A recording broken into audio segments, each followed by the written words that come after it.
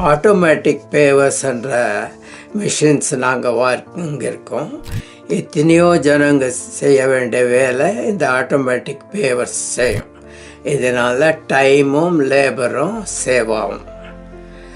சுவாமியோடைய எண்ணமெல்லாம் எவ்வளோ சீக்கிரம் சென்னைக்கு தண்ணி கொடுக்க முடியுமோ அவ்வளோ சீக்கிரம் போய் சேரணும்னு, செலவு என்ன ஆனாலும் பரவாயில்லன்னு சொல்லி இந்த மிஷினெல்லாம் வாங்கி நாங்கள் தயார் பண்ணியிருக்கோன்னு சுவாமி எக்ஸ்பிளைன் பண்ணார்.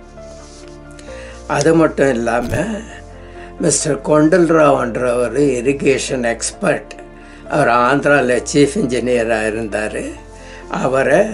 அவர் சுவாமியோட டிவோட்டி. அவரை நாங்கள் எங்கள் ப்ராஜெக்ட் இன்சார்ஜாக நியமிச்சிருக்கோன்ட்டு சுவாமி சொன்னார். சென்னையில் இருக்கும் பெரிய கன்ஸ்ட்ரக்ஷன் கம்பெனி லார்சன் டியூபரோக்கு இந்த கான்ட்ராக்ட் கொடுத்துருக்கோன்ட்டு சுவாமி சொன்னார். பருத்திலேருந்து கண்டலேறு வரும் நாங்கள் போய் பராமரிக்கிறது கொஞ்சம் சிரமம்.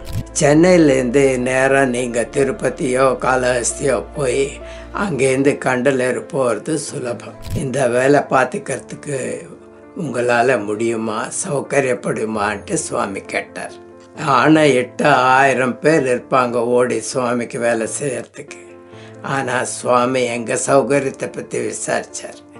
அதுதான் சுவாமி அன்போட கடல்.